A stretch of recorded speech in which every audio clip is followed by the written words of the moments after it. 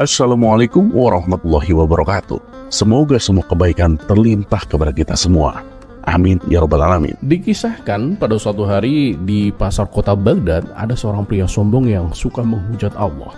Dengan lantang ia sering berteriak di tengah kerumunan, "Jika Allah itu memang ada, buktikan kepadaku.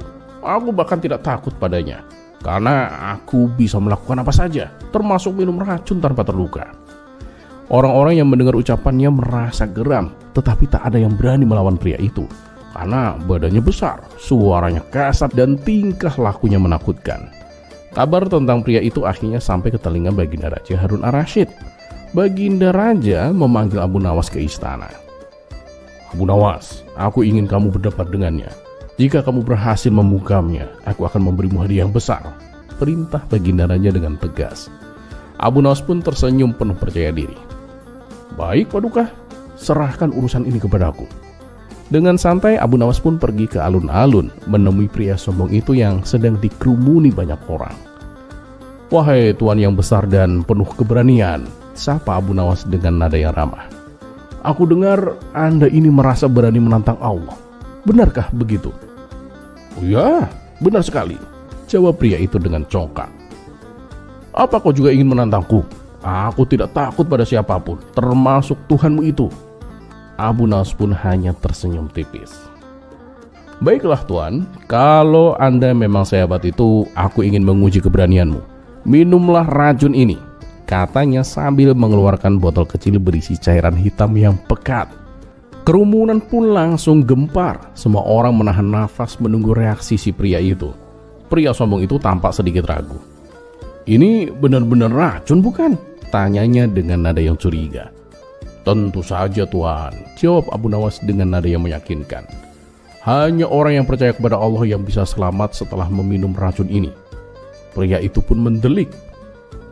"Kalau begitu kamu dulu yang minum, baru aku percaya," tantangnya.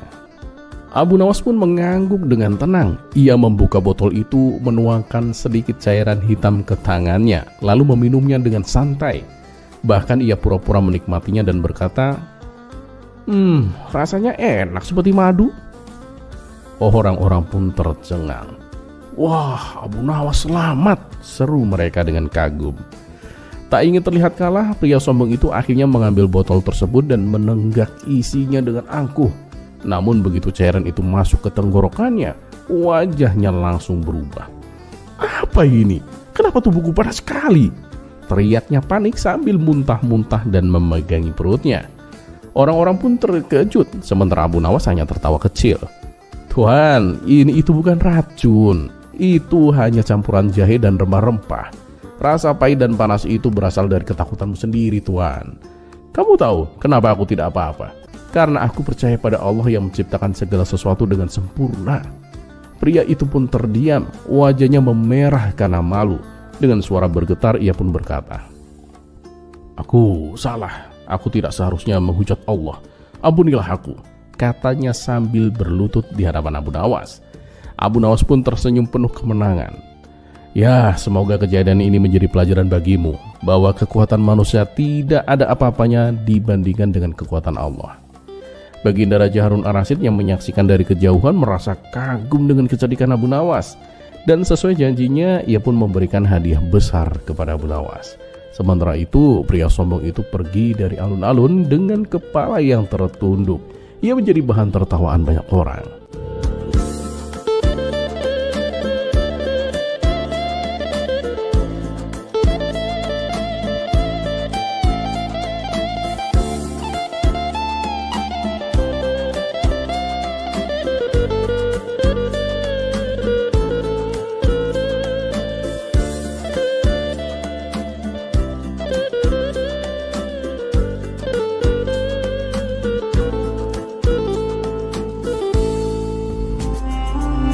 Kisah selanjutnya.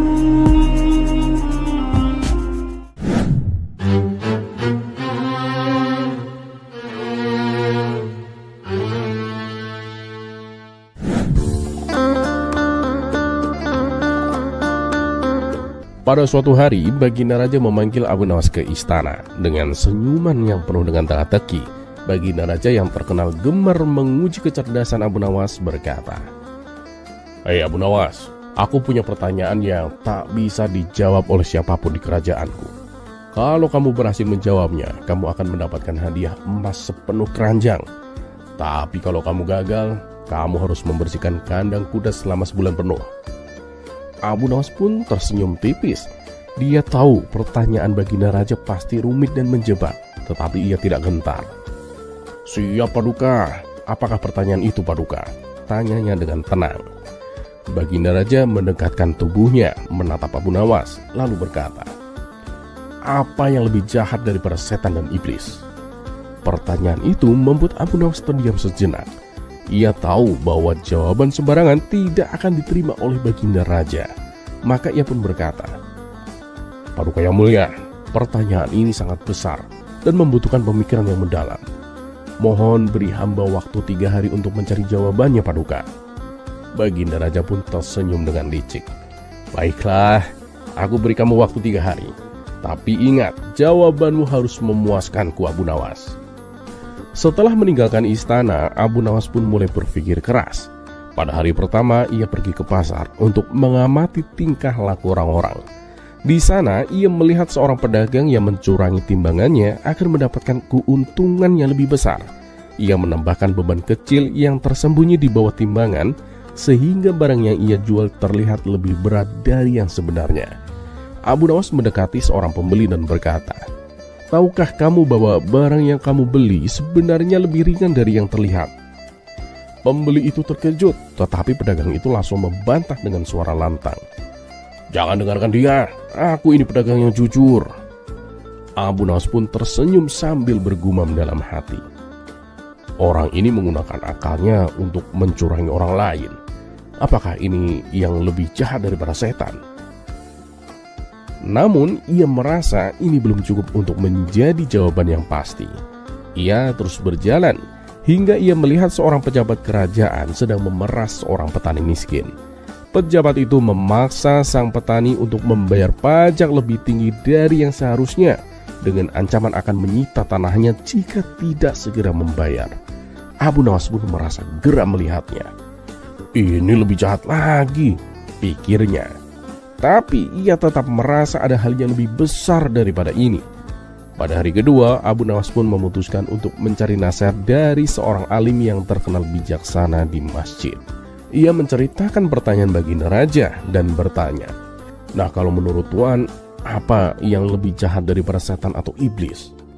Sang alim itu pun tersenyum dan berkata, "Setan atau iblis itu musuh yang nyata, tapi mereka hanya bisa menggoda.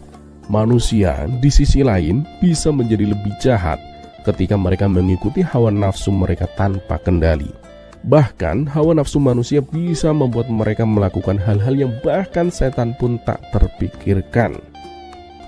Mendengar ini, Abu Nawas merasa pencerahannya semakin lengkap.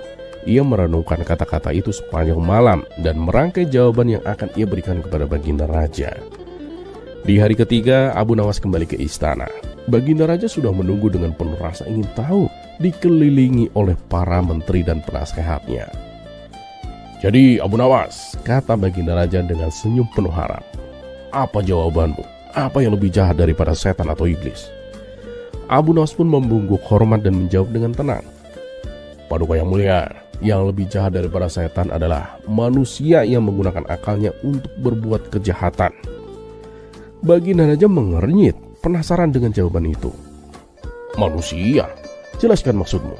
Abu Nawas pun melanjutkan dengan penuh percaya diri, "Setan hanya menggoda Paduka. Mereka memanfaatkan kelemahan manusia.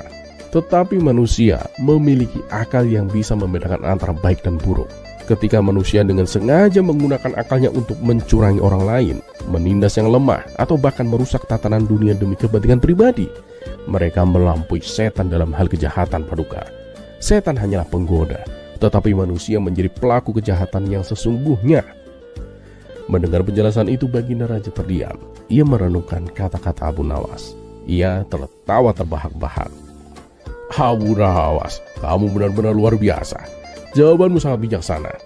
Kamu telah membuka mataku bahwa kejahatan sejati bukan hanya berasal dari godaan setan, tetapi juga dari akal manusia yang disalahgunakan. Baginda Raja pun memerintahkan pelayan untuk membawa keranjang emas sebagai hadiah, dan dengan senang hati Abu Nawas pun menerimanya.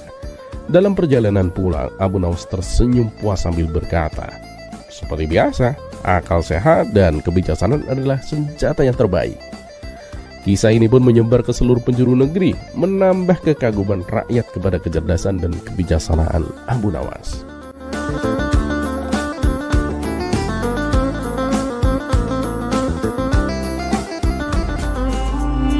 Kisah selanjutnya.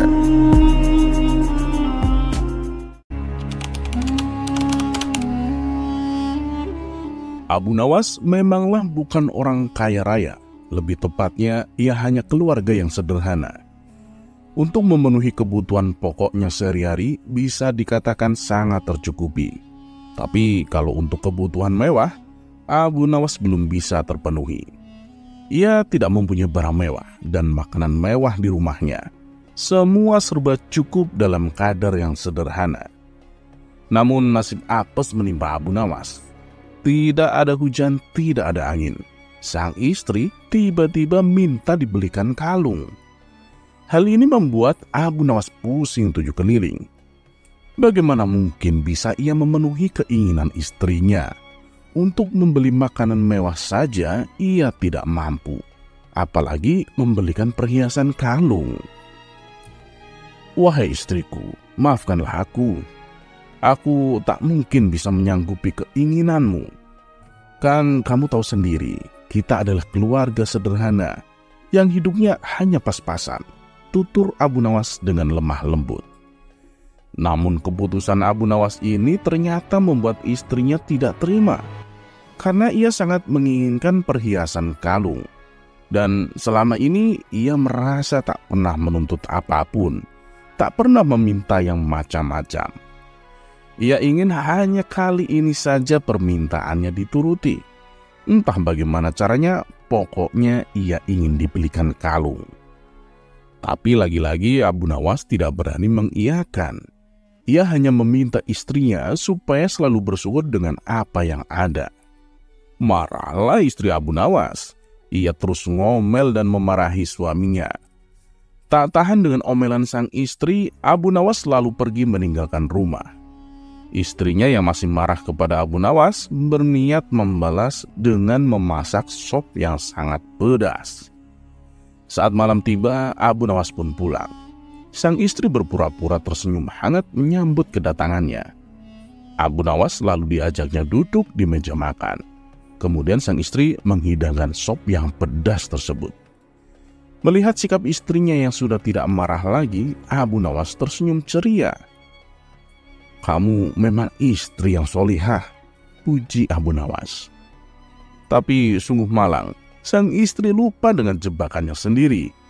Ia menyendok sop pedas itu ke dalam piringnya dan memakannya. Air mata pun meleleh di kedua pipinya karena rasa pedas yang luar biasa. Abu Nawas seketika itu kaget dan heran melihat istrinya tiba-tiba menangis sesenggukan. "Kenapa kamu menangis, wahai istriku?"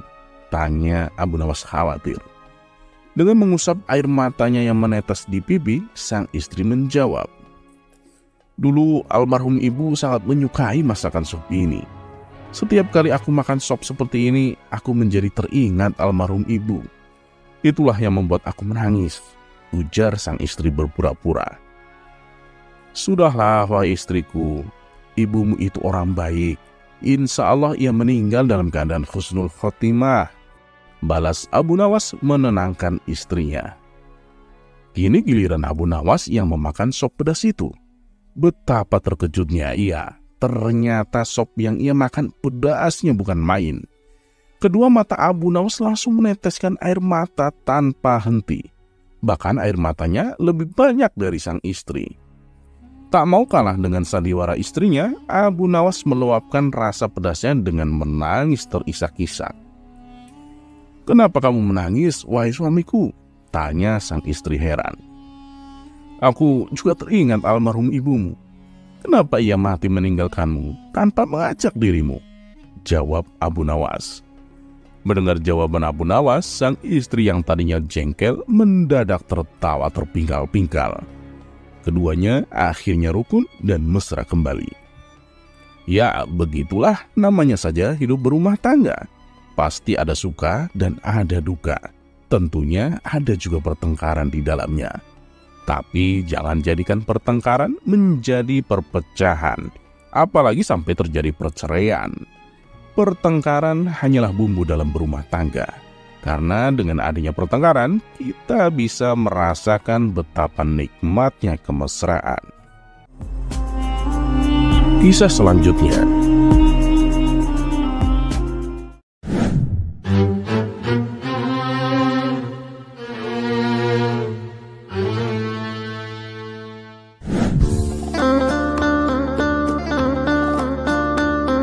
Belakangan ini, Abu Nawas sering menghabiskan waktunya memancing di sungai.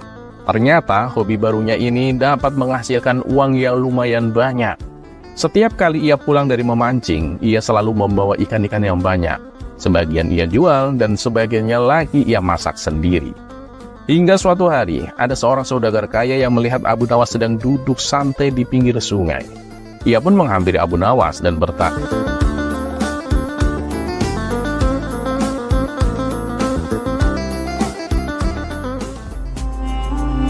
Kisah selanjutnya.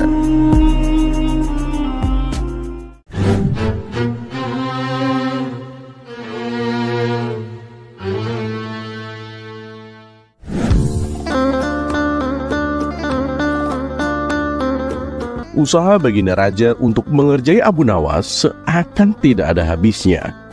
Walaupun berkali-kali baginda raja yang kalah dan menanggung malu, tapi hal itu tak menjadikannya kapok berurusan dengan Abu Nawas. Baginya, semua tantangan yang diberikan kepada Abu Nawas hanyalah lelucon hiburan untuk menghibur dirinya, yang seharian penat dengan urusan kerajaan.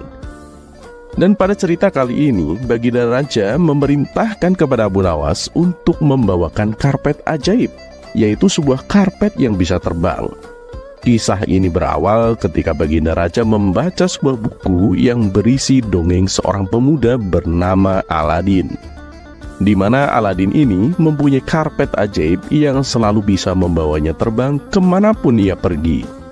Karena merasa tertarik dengan dongeng tersebut, baginda raja menyuruh Abu Nawas untuk membawakan karpet yang sama persis seperti milik Aladin. Mendengar itu, Abu Nawas pun tak habis pikir. Hanya gara-gara sebuah buku dongeng, baginda raja tega memberinya tugas yang sangat tidak masuk akal. Ampun Paduka yang mulia, tapi itu kan hanya sebuah dongeng Paduka. Jadi karpet yang dimiliki Aladin itu mustahil ada di kehidupan nyata Paduka, ujar Abu Nawas. Nah makanya, tugasmu adalah membuatnya menjadi nyata. Kalau kamu berhasil, aku akan memberimu hadiah yang banyak. Tapi awas, kalau sampai gagal, kamu akan aku hukum, ancam baginda raja. Mau tidak mau, Abu Nawas pun harus melaksanakan perintah konyol rajanya tersebut. Kamu gak usah khawatir Abu Nawas, aku tidak akan memberimu tugas baru setelah kamu menyelesaikan tugas ini, kata baginda raja. Dengan langkah gontai, Abu Nawas pergi meninggalkan istana. Di sepanjang perjalanan pulang, ia terus memikirkan bagaimana caranya supaya bisa lolos dari hukuman. Dan setibanya di rumah, sang istri memberi kabar bahwa tetangganya mengalami kecelakaan. Ia terjatuh dari pohon yang lumayan tinggi ketika mencari kayu bakar di hutan. Akibatnya salah satu kakinya patah dan terluka parah dan harus dipotong. Kenapa nggak disembuhin aja? Kasianlah kalau harus dipotong, tanya Abu Nawas. Iya sih, tapi sayangnya udah nggak bisa disembuhin. Kalaupun nggak dipotong, kakinya juga sudah tidak berfungsi, jelas sang istri. Mendengar jawaban tersebut, terbesit sebuah ide di benak Abu Nawas akan sebuah jalan keluar untuk menyelesaikan tugas dari baginda raja. Dan hari yang ditentukan pun telah tiba. Abu Nawas segera berangkat menuju istana. Di tangannya ia membawa gulungan karpet yang terbungkus rapi dan diberi wewangian. Bagaimana Abu Nawas? apakah kamu sudah mendapatkan apa yang aku inginkan? Tanya Baginda Raja. Sudah Paduka yang mulia, ini dia karpet ajaib yang Paduka inginkan, jawab Abu Nawas. Ia pun menggelar karpet tersebut dan menyuruh Baginda Raja untuk duduk di atasnya. Namun setelah sekian lama duduk, karpet itu tak kunjung terbang. Abu Nawas, ini kenapa nggak terbang? Kamu jangan mempermainkanku Abu Nawas, bentak Baginda Raja.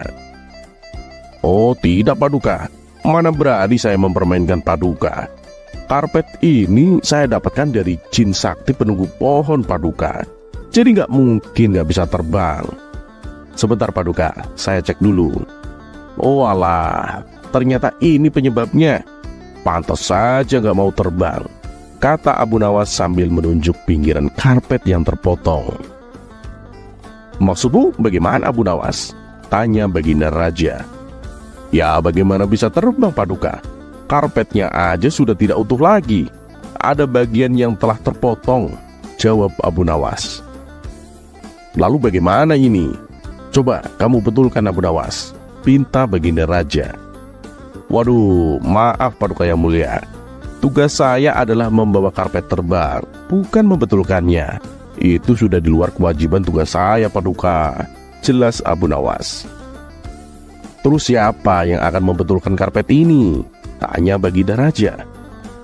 Itu bukan urusan saya dong Paduka. Silahkan Paduka cari orang lain saja. Sesuai dengan apa yang Paduka katakan sebelumnya, bahwa saya tidak akan diberi tugas baru setelah menyelesaikan tugas yang satu ini. Dan tugas saya adalah membawa karpet ajaib yang bisa terbang, bukan membuat karpetnya supaya bisa terbang, balas Abu Nawas. Baginda Raja pun tak bisa membantah perkataan Abu Nawas itu. Usahanya kali ini untuk mengerjai Abu Nawas kembali mengalami kegagalan. Yang ada malah Abu Nawas mendapatkan hadiahnya yang sangat banyak.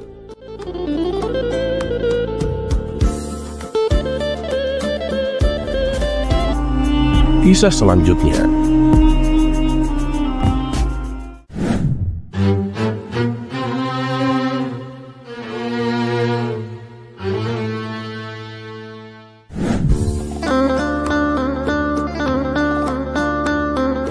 Dikisahkan pada suatu hari, Abu Nawas pergi ke pasar untuk membeli seekor burung.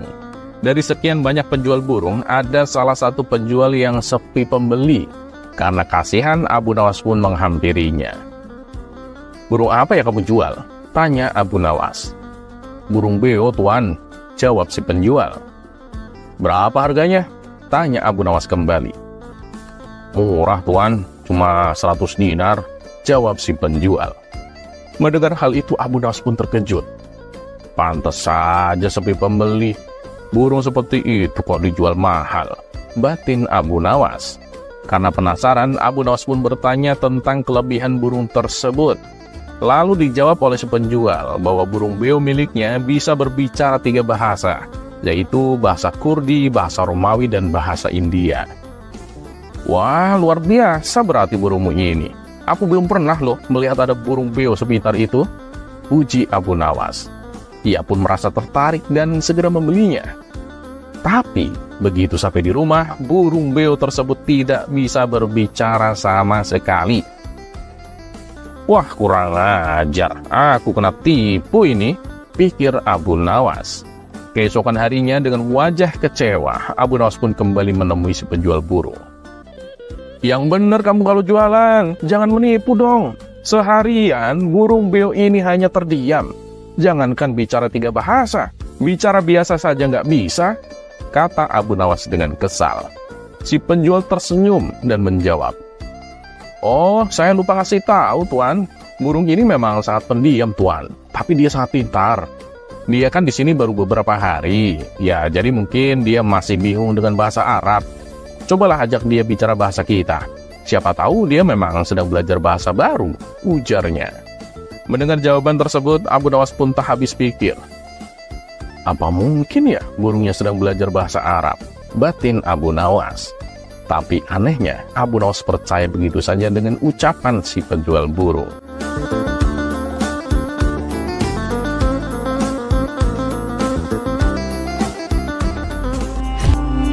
Kisah selanjutnya.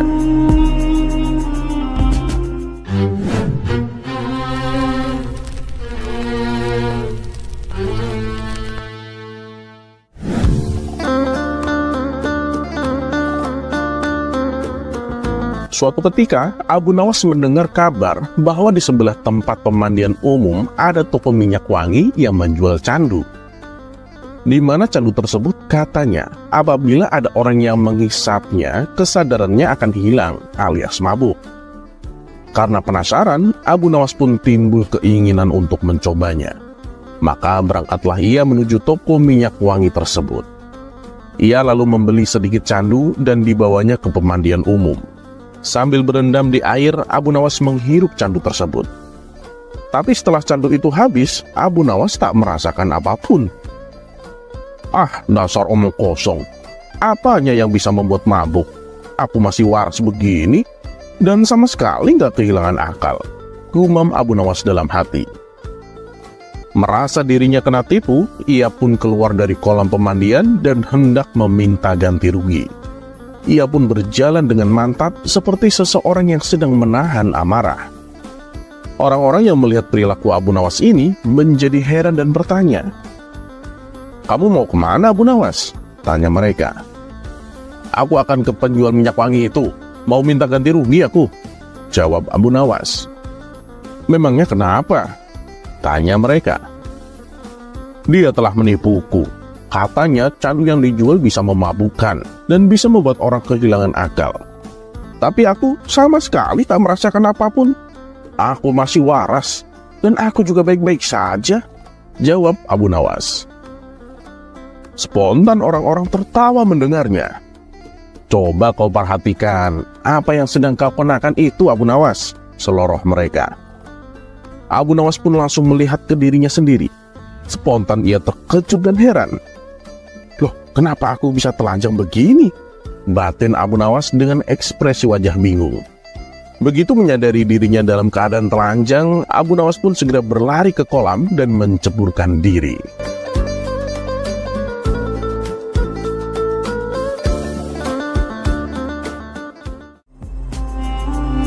Kisah selanjutnya.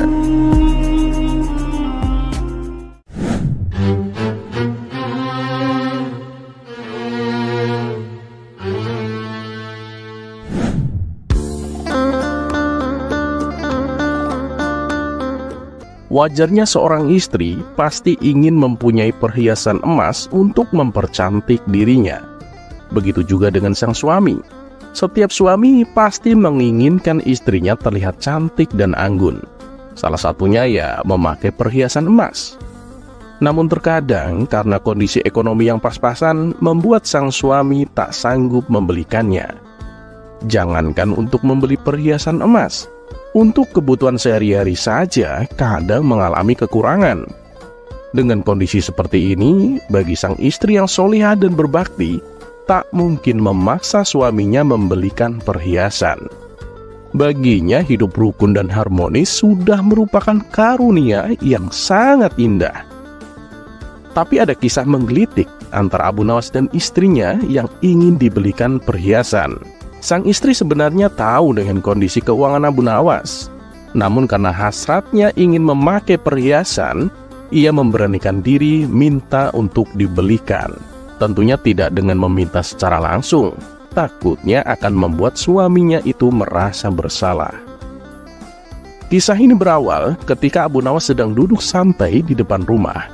Sang istri lalu menghampirinya dengan membawakan secangkir teh hangat. "Suamiku, tak terasa ya, usia pernikahan kita ternyata sudah hampir 20 tahun, kata sang istri membuka percakapan. "Benar istriku, alhamdulillah. Perasaan baru kemarin ya kita pengantin baru. Semoga kita sekeluarga senantiasa diberikan kesehatan, dan rumah tangga kita semoga selalu harmonis," balas Abu Nawas. "Oh iya, baru sadar aku kalau hari ini itu hari jadi pernikahan kita. Pantesan tadi malam aku bermimpi indah sekali," ujar sang istri. "Oh ya? Mimpi indah apa wahai istriku? Cobalah kau ceritakan," Tanya Abu Nawas.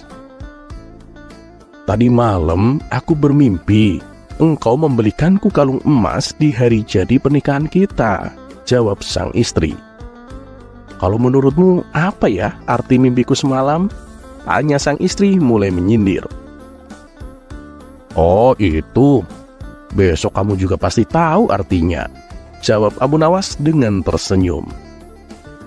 Mendengar hal itu sang istri langsung terlihat ceria. Besok aku pasti akan dibelikan kalung ini. Suamiku memang pengertian, puji sang istri dalam hati. Dan esok harinya, tidak seperti biasanya, Abu Nawas keluar rumah pagi-pagi sekali.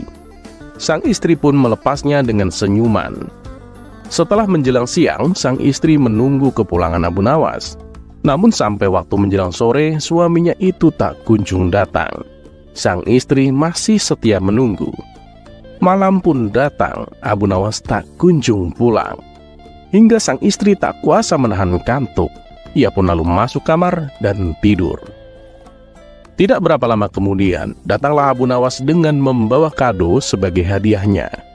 Melihat sang istri sudah tertidur pulas, Abu Nawas sengaja tidak membangunkannya. Dan di pagi harinya, seperti biasa, Abu Nawas duduk santai di depan rumah. Dengan segelas kopi panas, sang istri segera menghampirinya dan berkata, "Suamiku, ingat nggak kemarin kamu bilang apa? Katanya aku akan mendapat kejutan darimu untuk mengetahui arti mimpiku yang tempo hari," tanya sang istri. "Oh, tentu saja. Tadi malam aku sudah bawakan kado untukmu," jawab Abu Nawas. "Benarkah?" ucap sang istri kegirangan. "Itu kadonya aku letakkan di atas meja di ruang tengah," jawab Abu Nawas kembali. Dengan hati berbunga-bunga, sang istri langsung masuk ke dalam untuk melihat kado pemberian suaminya. Saat sang istri di dalam ruang tengah, nampaklah sebuah kado yang terbungkus rapi. Ia pun segera membuka kado tersebut. Dan ketika dibuka, ternyata isinya bukan kalung, melainkan buku tentang tafsir mimpi. Sambil menggerutu, sang istri kembali menghampiri Abu Nawas. "Waduh, apa ini? Kok isinya buku tafsir mimpi?" ucap sang istri kecewa. "Loh, katanya kamu pingin tahu arti mimpimu tempo hari. Makanya aku belikan buku itu. Di buku itu lengkap loh membahas arti mimpi," timpal Abu Nawas. "Tapi bukan ini yang aku inginkan," balas sang istri kesal. "Lalu apa yang kau inginkan, wahai istriku?" tanya Abu Nawas sedikit heran. "Aku ingin dibelikan kalung seperti dalam mimpiku itu loh," jawab sang istri dengan wajah murung. Sejenak Abu Nawas terdiam. Ia merasa kasihan melihat sang istri yang sangat menginginkan kalung perhiasan. "Istriku, kebun buah labu kita kan bulan depan insya Allah panen. Sepertinya kita akan untung banyak. Nanti hasil panennya akan aku belikan kalung emas untukmu," kata Abu Nawas mencoba menghiburnya. Sang istri pun yang tadinya cemberut, kini kembali tersenyum seperti sedia kala.